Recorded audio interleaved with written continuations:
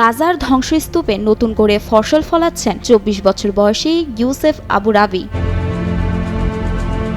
পাশেই ভাঙাচোরা ভবন, স্পষ্ট যুদ্ধের ক্ষত। তার মাঝেই স্বল্প জায়গায় চাষ শুরু করেন ইউসেফ। এই অল্প জমিতেই ৬ থেকে ৭টি সারিবদ্ধ লাইনে চারার ফসল ফলান কৃষি প্রকৌশলে স্নাতক করা ইউসেফ। বাবার উৎসাহে এই কাজ শুরু করেন তিনি। আমরা সবচেয়ে কঠিন দুর্ভিক্ষের মধ্য দিয়ে বসবাস করছি, যে মৌলিক প্রয়োজনীয় জিনিসগুলি নিয়ে জীবনযাপন করতে পারি, যেমন ময়দা, বিভিন্ন ধরনের শাকসবজি, ফলমূল বা মাংস, এসব পাওয়া যায়নি। এই সময়ই কৃষিতে ফিরে যাওয়ার ধারণাটি আসে। প্রতিদিন অতি যত্নে করেন কৃষিকাজ। আগাছা পরিষ্কার থেকে শুরু করে চারাদের পানি দেওয়া সহ সব যত্ন আত্মি নিজ হাতে করেন ইউসেফ।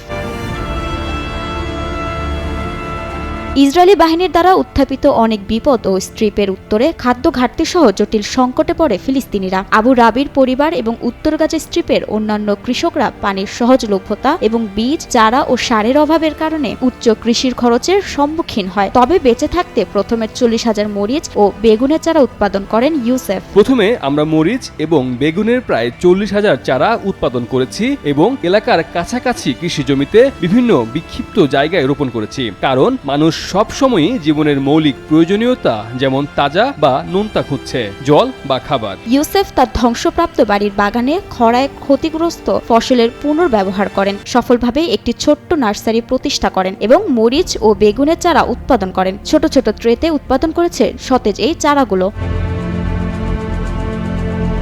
নিজেদের চাহিদা মেটাতেই ধ্বংসস্তূপে শুরু করা চাষাবাদে হরহামেশা থাকে হামলার ভয়। কঠিন পরিস্থিতি সত্ত্বেও এই জায়গায় বা অন্য কৃষি জমিতে বোমা হামলা এবং সরাসরি লক্ষ্যবস্তু হওয়া সম্ভাবনা থাকলেও চাষাবাদ এবং উৎপাদনের জন্য জোর দিয়েছি। ইসরায়েলি আগ্রাসনের যুদ্ধে ধ্বংস হয়ে গেছে ইউসেফের বাড়িঘর। এই সাথে ধ্বংস হয়ে গেছে তার প্রায় ২০,০০০ বর্গমিটারে কৃষি জমি। ক্ষতিগ্রস্ত জমিতে নতুন করে শুরু করেছেন চারা উৎপাদন। এ চারা উৎপাদন করে ঘুরে দাঁড়াতে চান তিনি। আমাদের বাড়ি প্রায় সম্পূর্ণ ধ্বংস হয়ে গেছে। আমার বাবা এবং আমি প্রায় ২০,০০০ বর্গমিটারের মালিক।